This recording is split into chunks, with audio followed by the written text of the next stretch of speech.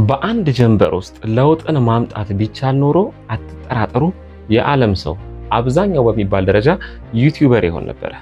ነገር ግን ማንኛውም ለውጥ ማንኛውም እንቅስቃሴ ሂደት ነውና በዚህ ሂደት ውስጥ ውጣ ውረድ፣ ልፋት፣ ትግል ያጋጥማል። እነዚህን ልፋቶች፣ ትግሎች፣ እነዚህን በጣም አስቸጋሪ የሆኑ ጉዞዎች፣ መንገዶች እንዴት አድርገን መቀነስ ማቅለል እንችላለን? ሙሉ ለሙሉ ማስቀረት አንችልም። ሰላም ጤና ይስጥልን። የተከበራችሁ ውድ የጊዜኛ ቲዩብ ተከታታዮች ሁላችሁ እንደምን አላችሁ? በዛሬው ቪዲዮአችን እንደኛ ጀማሪ ዩቲዩበር ከሆናችሁ ከኛ ስህተቶች ተምራችሁ ጉዟችሁን አቅልሉት እያለን ነው።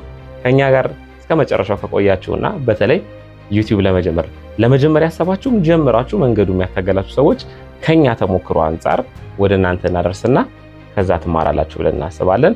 እነዚህን 5 ነጥቦች እስከ መጨረሻው መከታተል ከቻላችሁ በትክክል የተሻለ ነገር ከዩቲዩብ ማግኘት ትችላላችሁ ማለት ነው። መጀመሪያው ነጥብ በአንድ ጊዜ ለውጥን መጠበቅ ነው። ማለት አሁን ላይ በዓለም አቀፍ ደረጃ በጣም ብዙ ዩቲዩበሮች አሉ። ከነዚህ ዩቲዩበሮች መሃል ሰብሮ ገብቶ ገንዘብ ለማግኘት ወይም ደግሞ ገንዘብ ለማግኘት ጥረት ማድረግ ወይም ደግሞ ገንዘብ ማግኘት መቻል ማለት ነው። ታዲያ ይሄ ነገር እንደዚሁ ቀላል ሊሆን አይችልም። በቅርቡ ጌጡ ተመስገን ፊት ለፊት የፌስቡክ ገጹ ላይ ፖስት ያርጎት ያየሁትን አንድ ነገር ላስታውሳችሁ። እዚህ ኢትዮጵያ ውስጥ አሉ ከሚባሉ ዩቲዩበሮች መካከል ኦልሞስት ቁጥር 1 ኦል ደግሞ ቁጥር 2 ነው ብዬ አስባለሁ። አቤል ብርሃኑ የወይኗ ልጅ ነው። ይህ ግለሰብ እንግዲህ እዛ የፌስቡክ ገጽ ላይ ባገኘሁት መረጃ 62 የሚሆኑ ቪዲዮዎችን ያለመታከት ይለቅ ነበር። በዛ በሚለቅበት ሰዓት ታዲያ አንዳንዱ 2 3 በዛ ከተባለ 9 ቪው ነበር የሚኖረው። ነገር ግን ይሄ ልጅ አይሰለችም ነበር። በፍጹም መሰላቸት የሚባል ነገር እሱ ጋር የሚታሰብ አልነበረም። የቀድሞ ስራው ምንድነው? ከዚህ ከሚዲያው ጋር በተያያዘ ሚኒስትሪ ሚዲያ ላይ ነበረ መሰለኝ የሚሰራው። እዛ ላይ ባነበብኩት መረጃ መሰረት የማስታወቂያ ስራ ይሞክራል፣ ሌሎች ነገሮችንም ይሰራ ነበረ። ነገር ግን ዩቲዩብ ቀጣይ ህይወቴን የምመራበትና ላይፌን የማስተካከልበት መንገድ ሊሆን ይችላል፣ ስለዚህ ማቋረጥ የለብኝም ብሎ አስቦ በተደጋጋሚ ጊዜ ፖስት ያደርግ ነበረ። የዜና ቻናል ነበረ። ታዲያ በአንድ ቀን በ62ኛው የቪዲዮ ፖስት በጣም የሚገርም ያልጠበቀው ነገር ተከሰተ ማለት ነው። ቪዲዮን ፖስት አድርጎ ይተኛል። ጠዋት ሲነሳ ከ7000 በላይ እይታ አለው። በጣም ሞኒታይዝ ምንድነው ሰብስክራይብ ቁጥሩም ጨምሯል፣ ከፍ እያለ መጣ ማለት ነው። ከዛ በኋላ ሙሉ ለሙሉ ምን አደረገ? ሺፍት አደረገና ስራውን ዩቲዩብ ላይ ትኩረት አድርጎ መስራት ጀመረ። እንግዲህ ዩቲዩብ የምትከታተሉ ሰዎች፣ ሶሻል ሚዲያ የምታዩ ሰዎች በአጠቃላይ ምን ላይ እንዳለ አቤል ብርሃኑ ወይም የወይኗ ልጅ ምን ላይ እንዳለ ግልጽ ነው፣ የሚታይ ነው ማለት ነው። ስለዚህ የፈለገ ነገር ቢሆን አይደለም ታዋቂ ሳንሆን ከዚህ ነገር ጋር ከዩቲዩብ ጋር በተያያዘ ከሶሻል ሚዲያ ጋር በተያያዘ የተለየ ኮንቴንት አለኝ መስራት ፈልጋለሁ ብሎ የሚያስብ የማይታወቅ ሰው እንኳን የሚታወቅ ሰው እንኳን ይቸግረዋል፣ አይደለም የማይታወቅ ሰው። እኛ ደግሞ አንታወቅም፣ ነገር ግን የተሻለ ኮንቴንት አለን፣ የተሻለ ክሬት ማድረግ እንችላለን፣ ጥሩ ነገር መስራት እንችላለን፣ አዳዲስ ነገሮች እኛ ጋር አሉ ብላችሁ እያሰባችሁ ትጀምሩና በአንድ ጊዜ ለውጥ ትጠብቃላችሁ። የትኛውም ለውጥ በአንድ ጊዜ አይመጣም። ስኬት ፕሮሰስ ነው። ያ ፕሮሰስ ያ ጆርኒ ደግሞ ምን ያደርጋችኋል? ቢውልድ ያደርጋችኋል። ከስህተቶቻችሁ ትማራላችሁ። ማደግ ምን ማለት እንደሆነ ስሩ ፕሮሰስ ነው የምታዩት። ቀስ በቀስ ነው የምታድጉት። አትበቅሉ። በአንድ ጊዜ ላይ ደርሳችሁ የሆነ ነገር ሲፈጠር ተመልሳችሁ አትከሰከሱ ማለት ነው። ስለዚህ በአንድ ጊዜ ለውጥን መጠበቅ በጣም ከባድ ነገር ነውና ይሄን ነገር ከአእምሯችሁ ውስጥ ሊትራሊ አስወግዱት። በአንድ ጊዜ ለውጥ አይመጣም። ለውጥ ሂደት ነው፣ ፕሮሰስ ነው፣ ጉዞ ነው። ያ ጉዞ ያ መንገድ ውጣ ውረድ ይኖረዋል፣ እንቅፋት ይኖረዋል፣ የሚያንሸራትት የሚያዳልጥ ዝናብ፣ ጨቀጨቅ፣ ረግረግ መንገዶች ይኖራሉ። እሾሃ ሚኬላ የሚባል አይነት መንገዶች ይኖራሉ። እነዛን መንገዶች በትዕግስት ማለፍ ተገቢ ነው።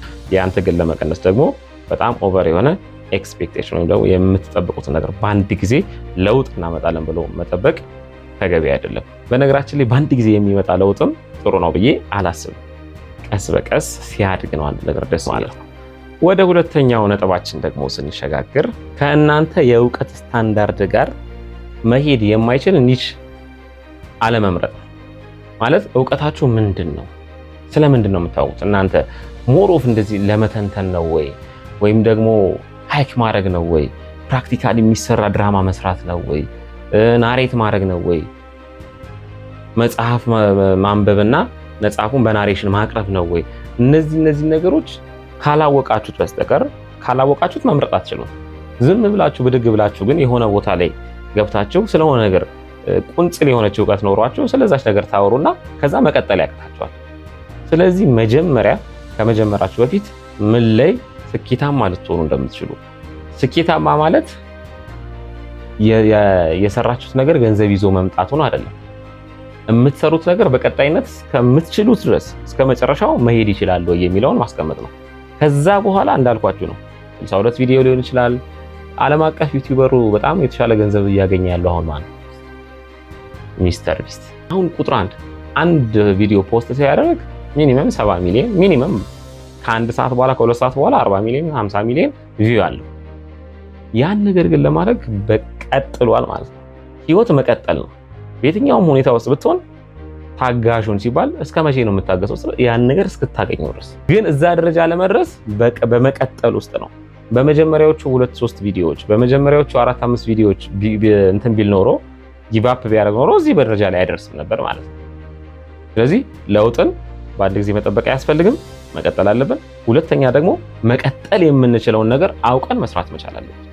ባይዜ በዛ ሂደት ውስጥ እያለን ልንቀያየር እንችላለን። ካታጎሪዎች ሊቀያየሩ ይችላሉ፣ ኮንቴንቶች ሊቀያየሩ ይችላሉ። አንዳንድ ጊዜ እኔ የምችለው ብቻ ሳይሆን ደግሞ ሰው የሚፈልገው ምንድን ነው የሚለውን ማወቅ መቻል አለብን። ተደጋጋሚ ነገር ከሆነ ከኛ የተሻሉ ሰዎች አሉ እና ያንን ጠርምሶ ለመውጣት ብሬክ ስሩ ነው የምትሉት ጠርምሶ ለመውጣት ከባድ የሆነ እውቀት፣ ከባድ የሆነ ኢኩዊፕመንት፣ ከባድ የሆኑ ነገሮች ሊያስፈልጉን ይችላሉ።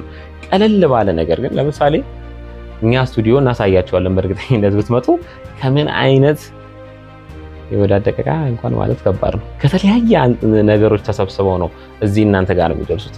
ይሄ ትግል ነው። እስካሁን ትግል ላይ ነው። ግን በዚህ ትግል ውስጥ እኛ የተማርናቸው ነገሮች አሉ። እኛ የተማርነውን ነገር ወደ እናንተ በማድረስ ከኛ ደግሞ እናንተ ተምራችሁ የተሻለ ስራ እንድትሰሩ ነው ይሄን ቪዲዮ እያዘጋጀን ያለ ነው ማለት ነው። ስለዚህ ያንን እውቀታችሁን ማወቅ ከዛ ሰው የሚፈልገውንም ነገር ማወቅ ከእናንተ ጋር ሲንክና ማች የሚያደርግ ነገር ፈልጋችሁ ለተመልካቹ ለማድረስ ጥረት ማድረግ።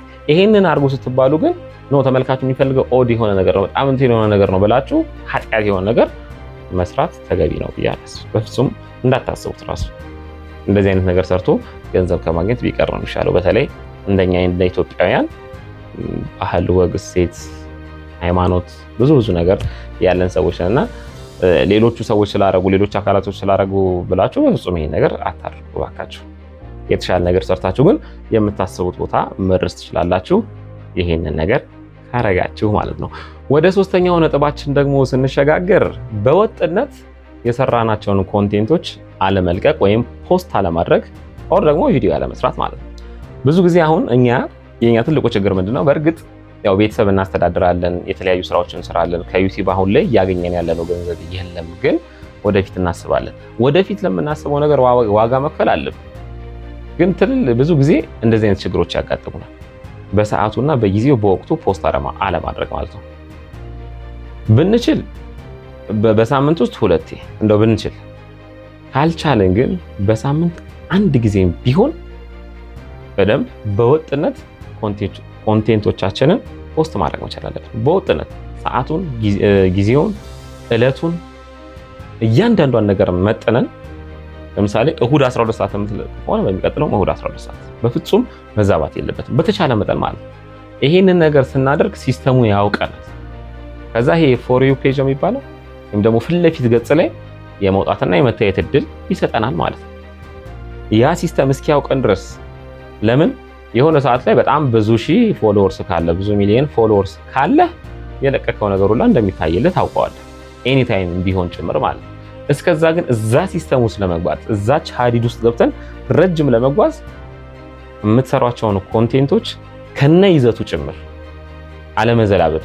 ዛሬ ለምሳሌ ስለ ኳስ አውርተህ ነገ ደግሞ ስለ መኪና ወይም ደግሞ ይሄ አራምባና ቆቦ የሚባል አይነት አካሄድ መሄድ ተገቢ አይደለም። እኛም አይተነው የፎረሽንበት ጨዋታ ስለሆነ ማለት ነው። ስለዚህ በተቻለ መጠን ከኒች አትውጡ፣ ከአልጎሪዝም አትውጡ፣ መንገዳችሁን ጠብቁት። ሰዓቱን፣ ቀኑን፣ ኮንቴንቱን በጣም ተመሳሳይ ያለውና ተመሳሳይነት ያለውንና ሰው ጋር ሊደርስ በሚችል አይነት መልኩ አድርጋችሁ ሁል ጊዜም ቢሆን ቆንጆ አድርጋችሁ ሰርታችሁ ፖስት አድርጉ። አትዘናጉ። ይሄን ነገር እንድታስቡበት ፈልጋለሁ። ይሄን ነገር አላረጋችሁ ማለት እንደኛ ጊዜያችሁን ታባከናላችሁ ማለት ነው። እኛ ስሩ ፕሮሰስ መለወጣችን አይቀርም። እየተለወጠን ነው። ታትረን እየሰራን ለውጥ ለማምጣት በጣም ጥረት እያደረግን ነው። ይሄኛውን ግን የደከምንበትና የፎረሽንባቸውን የተዘናጋነባቸውን ጊዜያቶች መድገም ስለማንፈልግ ሌሎችም ደግሞ እንዳይደግሙ ስለምንፈልግ ከዚህ ትምህርት ውሰዱ። አራተኛው ነጥብ ምንድነው? ያው መዘናጋት ነው። መዘናጋት ከላይኛው ነጥብ ጋር ሊቀራረብ ይችላል ብዬ አስባለሁ። መዘናጋት ግን ለምሳሌ አጋጣሚዎችን ራሱ በአግባቡ አለመጠቀም። እኔ በሄድኩባቸው ቦታዎች ሁሉ ነገሮች ተመቻችተውልኝ ወደ ዩቲዩብ ኮንቴንት አምጥቻቸው በቀርጻቸው ደስ ይለኛል። ለምን?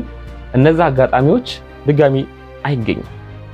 ስለዚህ በተቻለ መጠን መንገድ ላይ ስትሄዱ ሊሆን ይችላል፣ ወደ ክፍለ ሀገር ስትወጡ፣ ወደ ገዳማት ስትጎበኙ፣ ቤተሰብ ልትጠይቁ ስትሄዱ እነዛን አጋጣሚዎች ከቻላችሁ በምስል ለማስቀረት መሞከር፣ ካልቻላችሁ ግን አእምሯችሁ ውስጥ ቁጭ በማድረግ ማስታወስና ለምሳሌ የዩቲዩብ የኮንቴንታችሁ ሁኔታ የተለያየ ሊሆን ይችላል። እንደዚህ ቁጭ ብላችሁ ለሰው ማድረስ የምትፈልጉ ከሆነ ያንን ሀሳብ በደንብ አእምሯችሁ ውስጥ በማመላለስ ድጋሚ ወደ ተመልካች ወደ አድማጭ ለማድረስ ጥረት ማድረግ ማለት ነው። በፍጹም አለመዘናጋት። ሌሎችም ያልኳችሁ ከላይ የተዘረዘሩት ነጥቦችን በጠቅላላ እያንዳንዱን ነገር እያስተዋላችሁ ቀን በቀን ከቻላችሁ ለምሳሌ እቅድ ያው ግዴታ ነው። ከዚህ በፊት የሰራነው ቪዲዮ ያለ ከእቅድ ጋር በተያያዘ የትኛውንም ስራ ስትሰሩ እቅድ ማቀድ አለባችሁ። ዩቲዩብም አንደኛው የገቢ ምንጭ ነው። ብዙ ወጪ የማይጠይቅ የራሳችሁን እውቀት የራሳችሁን ኢፈርት ብቻ የሚጠይቅ ስለሆነ ከቻላችሁ ሰብሰብ ብላችሁ ሁለት ሶስት ሆናችሁ በጋራ አንድነት ኃይል ነው። አንድነት ምንድነው? ጉልበት ነው። ይሄን ነገር በመጠቀም ጥሩ የሆነ ኤዲተር፣ ጥሩ የሆነ ካሜራማን፣ ጥሩ የሆነ ኮንቴንት ክሬተር፣ ጥሩ የሆነ እንደዚህ ፖስት የሚያደርግ ተሰባስባችሁ ብትሰሩት ውጤቱ በጣም ቶሎ የመምጣት እድል አለው። ካልቻላችሁ በምትችሉት መንገድ ለብቻችሁም ሆናችሁ ፍላጎቱ ካላችሁ ከመጀመር ወደ ኋላ አትበሉ። እነዚህ ነገር ስትሰሩ በፍጹም አትዘናጉ። ከላይ ጀምሮ የጠቀስኩላችሁን ነጥቦች እያንዳንዷን እየጠቀሳችሁ በእቅድ በዚህ ወር ውስጥ ለምሳሌ 4 ቪዲዮ በሳምንት አንዴ ፖስት ማድረግ አለብኝ ብላችሁ ካሰባችሁና ካቀዳችሁ ሚኒመም 8 ቪዲዮ ስሩ። ሚኒመም ማለት ነው። በቃ ለቀጣይ ወር ጭምር። ከዛ ቀጣይ ወር ግን ይሄኛው ቪዲዮ አለ ብላችሁ እንደኛ አትዘናጉ። ቀጣይ ወር በምትችሉት መጠን 8 ቪዲዮ ለመስራት ሞክሩ። ያ ማለት በቀን አንዴ ፖስት የምታደርጉ ከነበራችሁ አሳድጋችሁ 2 የማድረግ እድል ውስጥ ትገባላችሁ። የቪዲዮ ስቶክ ካላችሁ አሳድጋችሁ 2 ቪዲዮ ማድረግ ትችላላችሁ ማለት ነው። 2 ቪዲዮ ባረጋችሁ ቁጥር ለምሳሌ ሞኔታይዝ የሚደረግበት የሰዓት መጠን 4000 ሰዓት ነው አይደል መታየት አለበት የሚለው በአንድ ዓመት ውስጥ ያንን መሙላት ቻላችሁ ማለት ልትሞሉ የምትችሉበት እድል ሰፊ ይሆናል። እንደዚሁም ደግሞ 1000 ሰብስክራይብ የመግባት እድል አላችሁ። ሌላው ምንድነው? እናንተ ልትሰሩ ያሰባችሁት ኮንቴንት ሌላው ሰው በተመሳሳይ የሆነ ቦታ እያሰበው ሊሆን ይችላል።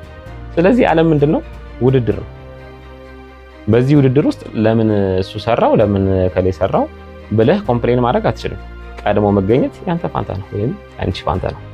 ስለዚህ እያንዳንዷን አጋጣሚ ሰዓቷን፣ ወቅቷን፣ ጊዜዋን ሁሉ ነገሮች ተጠቅማችሁ ሳትዘናጉ ፖስት ማድረግ፣ ሳትዘናጉ ቪዲዮ መስራት፣ ሳትዘናጉ የተሻለ ኮንቴንት ክሬት ማድረግ አትዘናጉ፣ አትተው። ወደ መጨረሻውና 5ኛ ወደ ሆነው ነጥባችን ደግሞ ስንሸጋገር ዛሬ መስራት የምትችሉትን ለነገ ብሎ ማዘዋወር። ይሄ በቃ በብዙ ነገር ላይ በተለይ የዚህ ኤዲተር እና ካሜራማናችን በቃ ብዙ ጊዜ ለነገ የሚለው ጉዳይ አለና ለነገ ባለን ቁጥር ጊዜያችንን እየገደለን እንደሆነ በቃ የታወቀ ነው። ፈረንጅ ራሱ ይላል መሰለኝ እንግሊዘኛውን አላውቀውም እንጂ ገዳይ ከሚባሉ ነገሮች ውስጥ አንዱ ምንድነው የሚባለው በእንግሊዘኛ? ፕሮክራስቲኔሽን በቃ ብለዋል። እሱንማ ታውቀዋለህ። ማራዘም ለነገ የሚባለው ነገር እንደውም የኢትዮጵያ ልጆች ቴሌቪዥን የምትከታተሉ ከሆነ ወላጆች ከሆናችሁ ይህን ቴሌቪዥን አለመከታተል ከባድ ነው መቼም። ሙዚቃዎች በጣም ብዙ የምወዳቸው ሙዚቃዎች አሉ። ከዛ ውስጥ አንዱ የቤት ስራ ስሩ ሲሉን ለነገ በቃ እንዴት ነው ጠፋብኝ ብለህ ለዛሬ መስራት ያለብን ነገ ማሳደሩ ነው። ልጆች ላይ ራሱ መስራት ለነገ የሚባለው ነገር የቤት ስራ ስሩ ሲባል ለነገ ብሎ ማሳደር ተጠያቂው በኋላ ትምህርት ቤት ሲኬድ ካልተሰራ አስተማሪ ሊቀጣ ይችላል፣ ሊቆጣ ይችላል፣ ሊገርፍ ይችላል፣ ኤክስ ማግኘት ሊመጣ ይችላል፣ ማርክ መቀነስ ሊመጣ ይችላል። እነዚህ ነገሮች ከወዲሁ ማስተማር አለብን ብዬ አስባለሁ። ለነገ የሚባል ነገር አያስፈልግም። ወደዚህ ወደ ዩቲዩብ ደግሞ ስትመጡ ለነገ ባላችሁ ቁጥር የሚያውቃችሁ ሰው አይደለም ሲስተም ነው። ያ ሲስተም የሆነ ነገር አላረጋችሁም ማለት ያን ጊዜ ጠብቃችሁ አልሰጣችሁትም ማለት ኦልሬዲ ከሲስተሙ እያስወጣችሁ ይመጣል፣ ትተውታል ማለት ነው ወደ ማለት ነው። ከዛ ልክ እንደ አዲስ ፖስት ስታደርጉ መጀመሪያ ከነበረው እይታ እታች ወርዶ ገደል ይገባል። ልፋታችሁ እኮ ከመጀመሪያው የተሻለ ሊሆን ይችላል፣ ግንስ ከዛ ሲስተም በመውጣታችን ምክንያት ረስቶናል እና ቡስት የመሆን እድሉ የመታየት እድሉ በጣም አናሳ ይሆናል። ስለዚህ እንደነዚህ አይነት ነገሮችን መጠንቀቅ ያስፈልጋል። በፍጹም ለነገ ብላችሁ አታርዝሙ። ማድረግ ካለባችሁ ዛሬ አድርጉት። ለነገማ ራሱ ነገ አለ። ዛሬ ምንድነው ነገ ላይ ወጓጓለሁ በልጅ ዛሬ አይነት ነገር ለነገ ራሱ ነገ አለ። ዛሬ ግን ጥንቅቅ ብላችሁ ሰርታችሁ መስራት የምትችሉበትን አጋጣሚ ሳታሳልፉ ሰርታችሁ ፖስት ማድረግ ካለባችሁ ፖስት አድርጋችሁ፣ ሪከርድ ማድረግ ካለባችሁ ሪከርድ አድርጋችሁ፣ ወጣ ብላችሁ መቅረጽ የምትችሏቸው ነገሮች ካሉ ቀርጻችሁ ኤቭሪቲንግ አስተካክላችሁ ጨርሳችሁ እደሩ። በፍጹም ለነገ የሚባል ነገር እንዳትሰሙ። ይሄ ነገር በህይወታችሁም ጭምር በህይወታችሁ ብዙ ነገሮች ለነገ ባላችሁ ቁጥር እድሜያችሁን እንትን እያላችሁት ለዛ ነገር የሚሆን ነገር እያሳጠራችሁ ነው የምትሄዱት እና እድሉ በጣም አነስተኛ ነው። ዛሬ ነው ያለው ቀን። ስለነገ ከፈጣሪ ውጭ እኛ የምናውቀው ነገር የለም። የዛሬ ቪዲዮአችን ይህንን ይመስል ነበረ። ከተማራችሁበት ከተመቻችሁ ሰብስክራይብ፣ ላይክ፣ ሼር አድርጉልን እባካችሁ። የኛ የዘወትር ጥያቄ ነው። የምትሰጡት ሀሳብ አስተያየት ካለም ኮመንት ሴክሽን ላይ አስቀምጡልን። ለዛሬ ነበረን ቆይታ ይህንን ይመስል ነበረ። ሰላም።